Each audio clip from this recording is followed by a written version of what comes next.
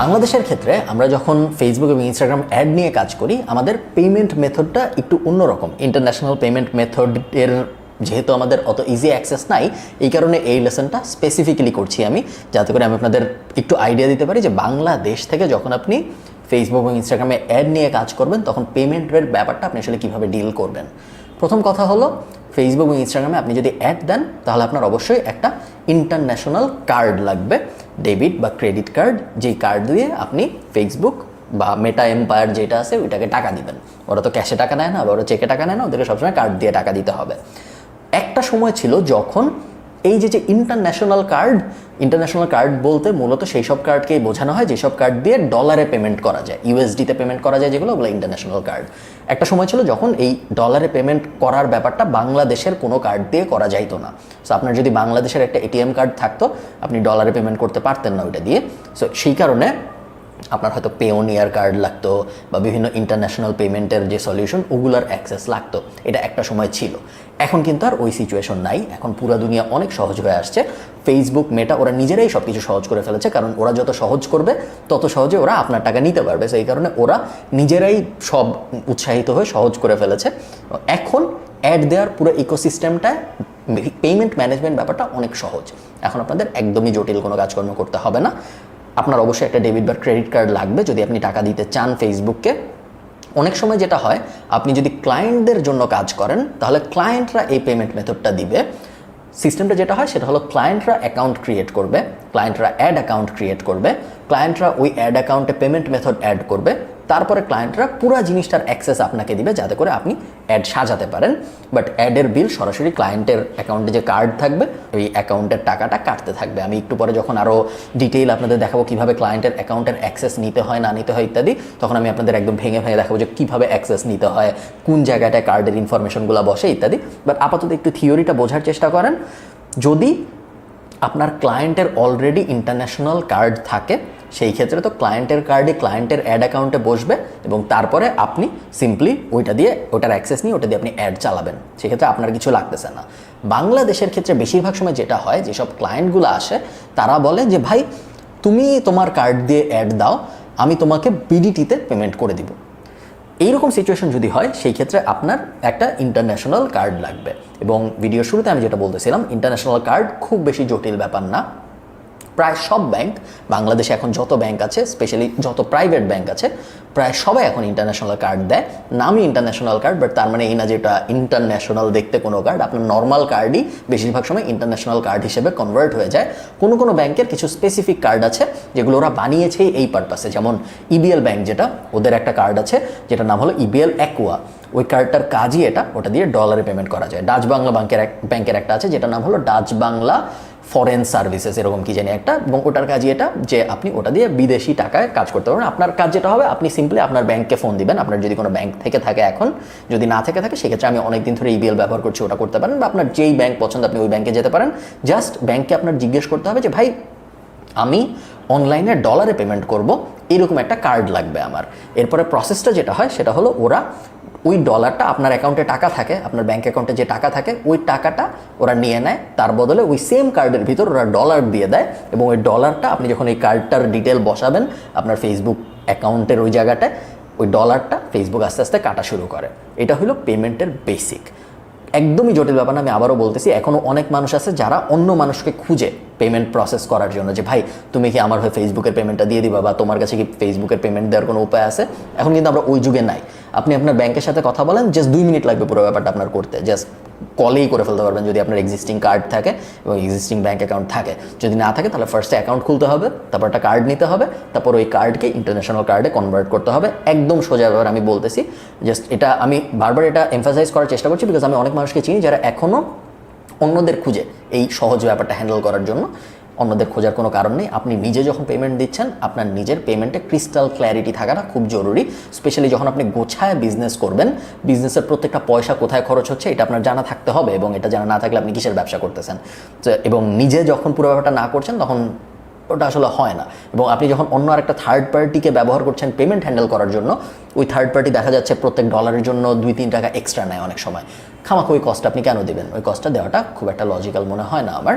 So সব দিক থেকে যদি আপনি মিলান, সেক্ষেত্রে নিজের একটা পেমেন্ট অপশন থাকাটা খুব ভালো আইডিয়া। অপশন 1 হইল ব্যাঙ্কগুলোর সাথে কথা বলে সলভ করা, আর অপশন 2 হইল যদি আপনার পেওনিয়ার টাইপ কিছু থাকে সেক্ষেত্রে ওই ইন্টারন্যাশনাল পেমেন্ট গেটওয়েটা ব্যবহার করা। জেনারেলি ব্যাংকের অপশনটা প্রায় সবার জন্যই কাজ করে।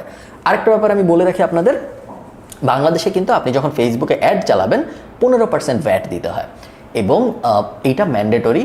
আপনি যখন কার্ডের ডিটেল বসাবেন, ফেসবুক যখন আপনার $100 বিল হবে, ফেসবুক আপনাকে $115 চার্জ করবে, এবং ওই এক্সট্রা $15 ফেসবুক আপনার কাছ থেকে নিয়ে বাংলাদেশ সরকারকে জমা দেবে। এটাই ডিল, এবং ভ্যাট এভাবেই কাজ করে। আপনারা যখন রেস্টুরেন্টে খেতে যান, আপনারা দেখেন যে কোনো রেস্টুরেন্টে 15%, কোনোটা 21%, কোনোটা 7.5%, বিভিন্ন ধরনের ভ্যাট হয়। আমরা যখন সুপার শপে কিনি আমরা 2.5 না 3% এক্সট্রা ভ্যাট দিই বাংলাদেশে। এগুলা থাকবে, এবং ওই সিস্টেমটা হলো ওই কোম্পানিগুলা ভ্যাটটা আপনার কাছ থেকে কালেক্ট করবে এবং তারপর সরকারকে জমা দিবে।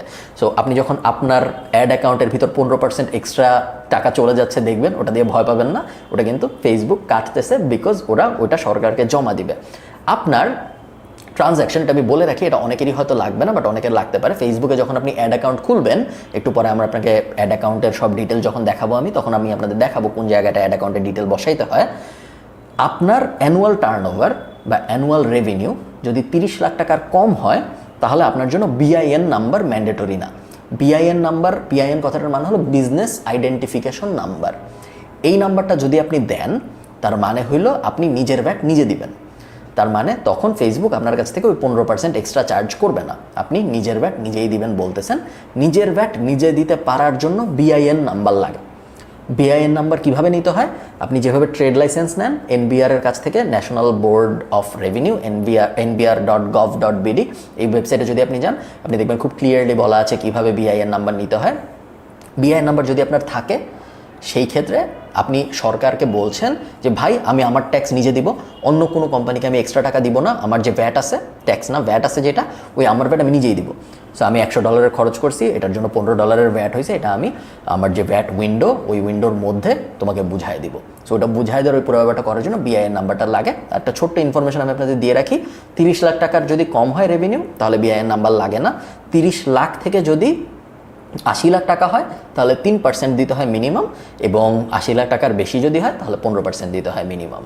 সো এই ব্যাপারগুলো একটু মাথায় রাখবেন। আমি জানি বেশিরভাগ আপনারা যারা এই ভিডিওটা দেখছেন, আপনাদের জন্য এই ব্যাপারটা এই সময়ে অ্যাপ্লিকেবল নাও হইতে পারে, বাট যেহেতু আপনারা অনেকেই ক্লায়েন্টদের সাথে কাজকর্ম করবেন সামনে, এবং ক্লায়েন্টরা অনেক সময় জিজ্ঞেস করতে পারে যে, স্পেশালি যখন আপনি ক্লায়েন্টদের পেমেন্ট মেথড ব্যবহার করবেন, তখন ক্লায়েন্টরা জিজ্ঞেস করবে যে বিল আসছে $100, $115 কেন চলে গেল, বা আমার তো বিআইএন নাম্বার আছে তারপরেও কেন 15% এক্সট্রা নিল। ওরকম অনেক সিচুয়েশন চলে আসতে পারে, যে কারণে এই ব্যাপারগুলো জানা থাকা জরুরি। এবং at the end of the day আমি চাচ্ছি আপনি একটা প্রপার অ্যাড এক্সপার্ট হন, এবং প্রপার অ্যাড এক্সপার্ট হওয়ার জন্য ফ্রন্ট এন্ডের জিনিসপত্র তো জানা লাগবেই, ব্যাক এন্ডের ইকোনমিক্সগুলো জানা থাকা জরুরি। সো বিআইএনের ব্যাপারটা, পেমেন্টের ব্যাপারটা, ইন্টারন্যাশনাল কার্ড বানানোর ব্যাপারটা, এই ব্যাপারগুলো অ্যাভয়েড করবেন না, এবং চেষ্টা করবেন এই ব্যাপারগুলো যত তাড়াতাড়ি পারা যায় সর্ট করে ফেলতে।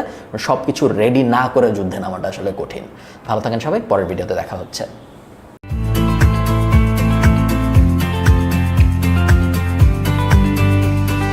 আজকে আমরা বোঝার চেষ্টা করব কোন অ্যাড নিউজ ফিডের ভেতরে আসে এবং কোন অ্যাড নিউজ ফিডের ভেতরে আসে না। অ্যাজ আ মার্কেটার আপনার জন্য এই ব্যাপারটা বোঝা, এই পুরো ইকুয়েশনটা বোঝা খুব বেশি জরুরি, বিকজ এটা যদি আপনি না বোঝেন তাহলে দুইটা জিনিস হবে। এক, আপনার অ্যাড নিউজ ফিডে আসবেই না, যেটা খুব বাজে একটা ব্যাপার, কারণ এতে করে আপনার অ্যাড যদি নিউজ ফিডে না আসে, সেক্ষেত্রে আপনি অডিয়েন্সের কাছে বা পোটেনশিয়াল অডিয়েন্সের কাছে পৌঁছাতেই পারতেছেন না, কাজ শেষ। ওখানে আপনি যদি পৌঁছাতে না পারেন, আপনি কিসের মার্কেটার? সো এটা একটা বাজে ব্যাপার যদি আপনি আপনার অ্যাড নিউজ ফিডে আনতে না পারেন। এবং সেকেন্ড যে রিজন, সেটা হলো আপনার অ্যাড নিউজ ফিডে আসবে, কিন্তু আপনার অ্যাড দেখানোর জন্য খরচ অনেক বেশি হবে। এটাও যদি হয়, ওটাও বাজে।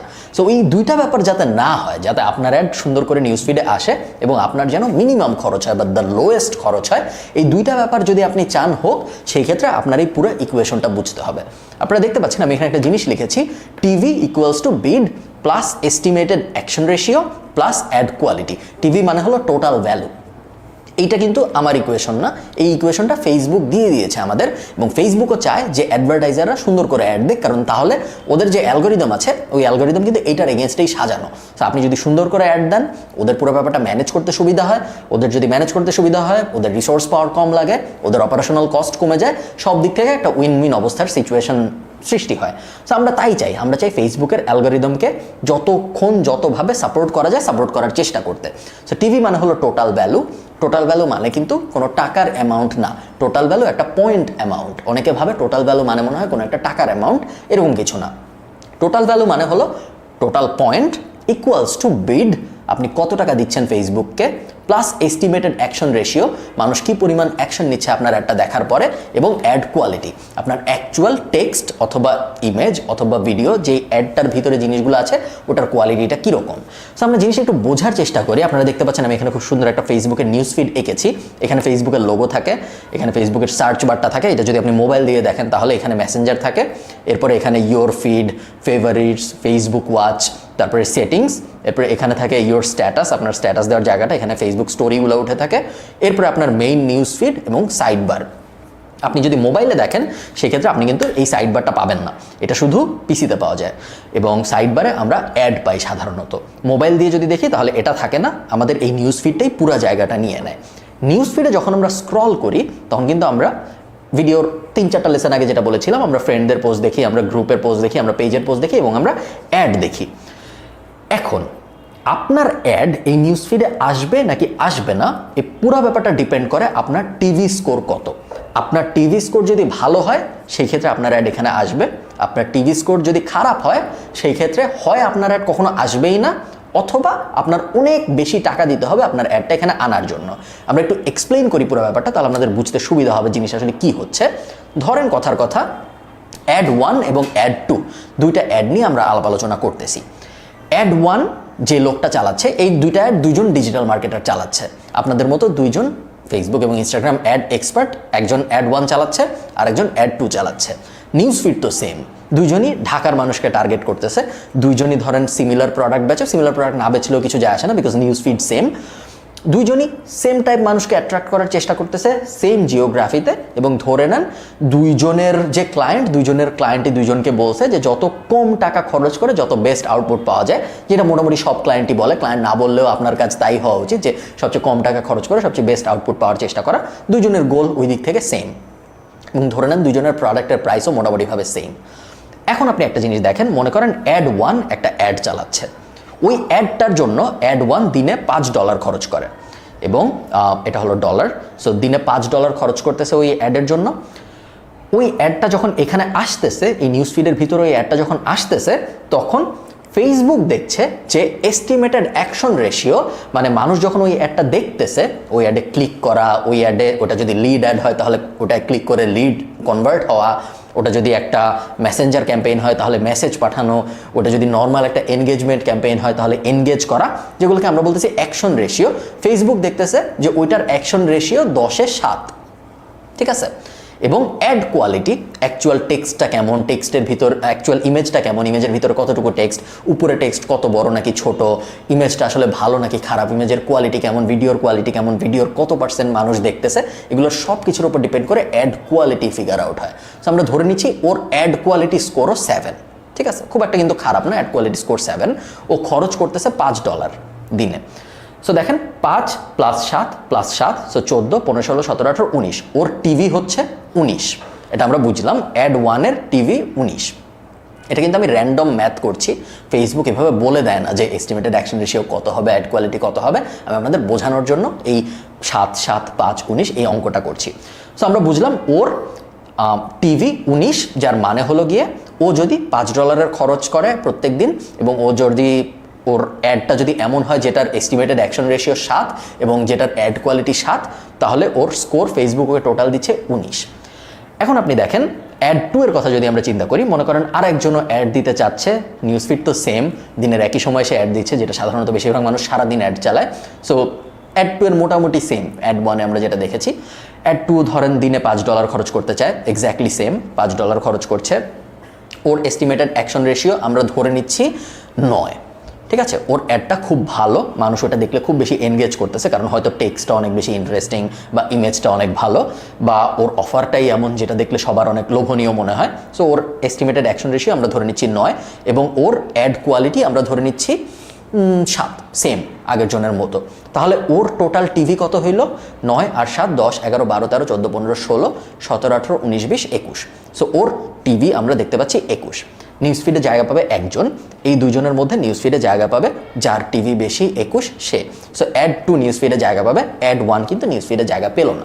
এখন অ্যাড 1 যে চালাইলো তার ক্লায়েন্ট তো তাকে জিজ্ঞেস করবে যে ভাই তুমি দিনে $5 খরচ করতেছো, অ্যাড 2 যে চালাচ্ছে মনে করেন এই কোম্পানির এই দুইজন বন্ধু, সো অ্যাড 2 এটা এই জিনিস কিন্তু হয় যে অমুক তো অ্যাড চালাচ্ছে, অমুক তো মাত্র $5 খরচ করে দিনে, কিন্তু ওর অ্যাড আমি সারাক্ষণ নিউজ ফিডে দেখি, তোমাকে তো আমি $5 খরচ করার পারমিশন দিছি প্রত্যেকদিন, তোমার অ্যাড কেন নিউজ ফিডে আমি দেখি না কখনো।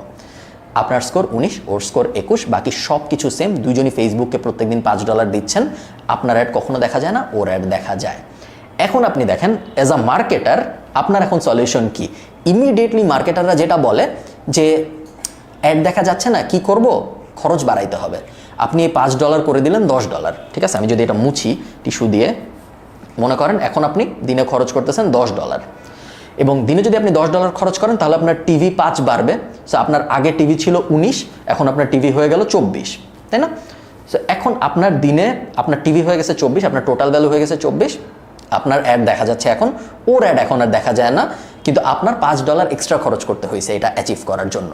তো চিন্তা করেন আপনার ক্লায়েন্টের কিন্তু দিনে $5 বেশি খরচ করতে হইলো, মাসে $150 বেশি খরচ করতে হইলো, সিম্পলি বিকজ আপনার ইনিশিয়াল টিভি স্কোর কম ছিল। এখন ভালো মার্কেটাররা যেটা করে, সে বাজেটই ফার্স্টে চেঞ্জ করে না, সে বাজেট সেম রাখে। বাজেট সেম রাখার মানে হইলো আমরা এখানে আমাদের টিভি থাকবে 19, এবং সে শুরুতে যেটা করবে, সে শুরুতে বলবে আচ্ছা আমার অ্যাড দেখা যাচ্ছে না, অন্য সবার অ্যাড দেখা যাচ্ছে, আমি কিভাবে আমার টিভি বাড়াবো। টিভি বাড়ানোর সবচেয়ে সহজ উপায় তো আমরা বুঝে গেলাম, বাজেট বাড়ানো, কিন্তু বাজেট বাড়ানোর সবচেয়ে সহজ উপায় হলেও এটা আমরা টাচ করব সবার লাস্টে, কারণ আমরা চাই সবচেয়ে কম টাকায় সবচেয়ে ভালো আউটপুট আনতে। বাজেট বাড়ানো ছাড়াও আমাদের আর কি কি অপশন আছে আপনি দেখেন, আমাদের দুইটা আরও অপশন আছে, এস্টিমেটেড অ্যাকশন রেশিও বাড়ানোর চেষ্টা করা অথবা অ্যাড কোয়ালিটি বাড়ানোর চেষ্টা করা। ফার্স্টেই আমরা চেষ্টা করব অ্যাড কোয়ালিটি বাড়ানোর চেষ্টা করতে। অ্যাড কোয়ালিটি বাড়ানোর চেষ্টা কিভাবে করে? আমরা আমাদের টেক্সট চেঞ্জ করব, আমরা আমাদের ইমেজ চেঞ্জ করব, আমরা আমাদের ভিডিও চেঞ্জ করব, আমরা আমাদের হেডলাইনটা চেঞ্জ করব, আমরা আমাদের ছোট্ট ডেসক্রিপশনটা চেঞ্জ করব, আমরা আমাদের যে সিটি এটা ছিল কল টু অ্যাকশন ওইটা চেঞ্জ করব। ওগুলো সব চেঞ্জ করে আমরা অ্যাটলিস্ট 5টা বা 6টা টেস্ট করব, এবং আমাদের গোল হবে আমাদের অ্যাড কোয়ালিটি স্কোর 7 থেকে ইমপ্রুভ করে 9 নিয়ে যাওয়া, 10-এ নিয়ে যাওয়া। যদি আমরা তা করতে পারি, আমরা যদি এইটাকে 10-এ নিতে পারি, ফর এক্সাম্পল অ্যাড কোয়ালিটি এতদিন 7 ছিল, এটাকে আমরা 3 বাড়ায় অনেক টেস্ট করে 1 মাস ধরেন আমি টেস্ট করলাম কঠিন, এবং টেস্ট করে আমি বুঝলাম যে না 5টা আরও টেক্সট আমি টেস্ট করেছি, 5টা আরও ইমেজ আমি টেস্ট করেছি, 5টা আরও ভিডিও আমি টেস্ট করেছি, সব টেস্ট করে আমি আরেকটা অ্যাড ফাইনালাইজ করলাম যেটার অ্যাড কোয়ালিটি স্কোর 10। এখন দেখেন 7-এর থেকে যদি এটা 10 হয় তার মানে কি? এটা 19 থেকে 22 হয়ে গেছে, তাই না? সো এটা যদি 19 থেকে 22 হয়ে যায় তার মানে কি? তার মানে হলো ওর থেকেও 1 বেড়ে গেছে, তার মানে এখন আমার অ্যাড নিউজ ফিডে আসবে, ওর অ্যাড কম আসবে, আমার $1 বেশি খরচ করতে হয় নাই। এই যে টোটাল ভ্যালুর গেমটা, এই টোটাল ভ্যালুর গেমটা যদি আপনি ভালো মতো না বুঝেন, তাহলে আপনার ক্লায়েন্টের বা আপনার নিজের অ্যাডের এক্সপেন্স বাড়তেই থাকবে, এবং আপনি কিছুদিন পর পর বলবেন যে অনেক আগে আমি $5 খরচ করে এত রিচ পাইতাম, এখন কেন আমি $5 খরচ করে এত রিচ পাই না? কারণ অনেক আগে আপনার টিভি স্কোর অনেক ভালো ছিল, অনেক আগে আপনার কম্পিটিশন অনেক কম ছিল, এতগুলা মানুষ সেম নিউজ ফিডের স্পটের জন্য কম্পিট করতো না। এখন এই সেম নিউজ ফিডের অল্প একটু জায়গার জন্য মিনিমাম 1 লাখ কোম্পানি একই সময় এটা ট্রাই করতেছে। এই 1 লাখ কোম্পানির মধ্যে ফেসবুক সবাইকে নিউজ ফিডে জায়গা দিতে পারবে না, কারণ ফেসবুক যদি নিউজ ফিডে শুধু অ্যাডই দেখায় তাইলে কিন্তু মানুষ ফেসবুক ইউজ করবে না। ফেসবুকের এটা অ্যালগোরিদমিক্যালি ঠিক করতে হয় যে আমি 3টা পোস্ট দেখানোর পরে একটা অ্যাড দেখাবো, এরপরে আমি 4টা পোস্ট দেখানোর পরে একটা অ্যাড দেখাবো, এরপরে আমি ডান পাশে একটা অ্যাড দেখাই দেবো, মাঝখানে অ্যাড দেখাবো না, এরপরে আমি স্টোরির ভিতরে 3টা স্টোরির পরে একটা অ্যাড দেখাই দেবো। ফেসবুক কিন্তু ব্যাপারটা ঠিক করে, ঠিক করার পরেও ওদের হাতে অপশন খুব কম, ওরা অনেক অ্যাড দেখাইতে পারে না, চাইলেও অনেক কোম্পানি অ্যাড দিতে চায়। যেহেতু আমার রিয়েল এস্টেট কম, আমার জায়গা কম, অনেক কোম্পানি অ্যাড দিতে চাচ্ছে, এই কারণে এই জায়গার দাম বাড়তেছে। যেহেতু এই জায়গার দাম বাড়তেছে, ফেসবুক চায় যে যার টিভি সবচেয়ে বেশি তাকেই ফেসবুক এই জায়গায় স্থান দিতে, এবং as a marketer, as an add expert, আপনার কাজ হলো আপনার টিভি যেন সবসময় হাইয়েস্ট থাকে। অনেকে করে কি, একবার অ্যাড দিয়ে সে অ্যাডটার কথা ভুলে যায়। প্রবলেম যেটা হয়, একবার অ্যাড দেওয়ার পরে যত দিন যায় টিভি কমতে থাকে। প্রথম দিন আপনি চিন্তা করেন, প্রথম দিন আপনার অ্যাকশন রেশিও যেটা থাকবে, আপনি আজকে যখন অ্যাড দিবেন, আপনার অ্যাড নতুন, মানুষ মাত্র অফারটার কথা জানতেছে, মানুষ মাত্র ইন্টারেস্টেড হইলো, প্রথমবার অ্যাডটা দেখলো, তখন অ্যাকশন রেশিও অনেক বেশি, সবাই অ্যাডটা দেখতেছে, সবাই অ্যাডটা ক্লিক করার চেষ্টা করতেছে, তখন হয়তো আপনার অ্যাকশন রেশিও 10, তার মানে তখন আপনার টিভি অনেক বেশি। যত দিন যাবে, 3 দিন যাবে, 4 দিন যাবে, মানুষ সেম অ্যাড দেখবে, আপনার অ্যাকশন রেশিও কিন্তু কমতে থাকবে। 7 হবে, 6 হবে, 5 হবে, 4 হবে, আস্তে আস্তে কমতে থাকবে। অ্যাড কোয়ালিটিও কমতে থাকবে, বিকজ এই সেম ইমেজ মানুষ দেখছে, এই সেম ভিডিও মানুষ দেখছে। সো অ্যাড কোয়ালিটিও আপনার ডিক্লাইন করতে থাকবে, যার মানে কি, তার মানে হলো আপনার টিভিও ডিক্লাইন করতে থাকবে। যখন আপনার টিভি ডিক্লাইন করবে তখন আপনি যদি বাজেট না বাড়ান তাহলে আপনার অ্যাড দেখা যাবে না, বা আপনি যদি এস্টিমেটেড অ্যাকশন রেশিও চেঞ্জ না করেন, বা আপনি যদি অ্যাড কোয়ালিটি চেঞ্জ না করেন, তাহলে আপনার টিভি বাড়বে না, আপনার অ্যাড দেখা যাবে না। এবং এই ট্র্যাপটায় অনেক কোম্পানি পড়ে যায়। অনেক কোম্পানি এই কারণে অ্যাড যখন দেয় শুরুতে ভালো পারফর্ম করে, 7 দিন পরে দেখা যায় ওই অ্যাড চলতেছে না, বিকজ ওইটা টিভি ভালো না। যত কমপ্লিকেটেড জিওগ্রাফিতে আপনি কাজ করবেন তত টিভি আপনার সিরিয়াসলি নিতে হবে। আপনি যদি ঢাকায় অ্যাড দেন আপনার টিভি খুব সিরিয়াসলি নিতে হবে। আপনি যদি নর্থ আমেরিকায় অ্যাড দেন বা আপনি যদি ইউরোপে অ্যাড দেন আপনার টিভি খুব সিরিয়াসলি কনসিডার করতে হবে। আপনি যদি বা ফরিদপুরে অ্যাড দেন তাহলে হয়তো আপনার টিভি নিয়ে অত চিন্তা করতে হবে না, বিকজ তখন এই নিউজ ফিডে কম্পিটিশনই নাই অত। আপনার টিভি যদি হয় 1, অন্যদের টিভি দেখা যাবে 1/2। সো এই কারণে কিছু যায় আসে না, আপনার টিভি যাই হোক আপনি এই জায়গায় জায়গা পেয়ে যাবেন। বাট কম্পিটিশন যেখানে বেশি ওখানে সবাই চেষ্টা করতেছে অ্যাড কোয়ালিটি ইমপ্রুভ করতে, অ্যাকশন রেশিও ইমপ্রুভ করতে এবং প্লাস বিডও বাড়াতে। এক সময় তো আপনি আর অ্যাড কোয়ালিটি ইমপ্রুভ করতে পারবেন না। আপনার পক্ষে যত ভালো অ্যাড দেওয়া সম্ভব আপনি দিয়ে ফেলছেন, আপনার পক্ষে যত ইন্টারেস্টিং অফার দেওয়া সম্ভব আপনি দিয়ে ফেলছেন। যখন আর কিছুই করার থাকবে না, শুধুমাত্র তখনই আমরা বাজেট বাড়ানো শুরু করব। তার আগ পর্যন্ত আমরা বাজেট বাড়াবো না। সব কিছু যখন শেষ হয়ে যাবে তখন আমাদের লাস্ট অপশন হবে বাজেট বাড়ানো, আমাদের টিভি বাড়ানোর জন্য। ঠিক আছে? সো এই total value equals to bid plus estimated action ratio plus ad quality. এই ইকুয়েশনটা ভুলবেন না। এবং as a paid ad expert আপনার সবসময়ের গোল আপনার টিভি যেন আপনার সব কম্পিটিটরদের থেকে সবচেয়ে বেশি থাকে।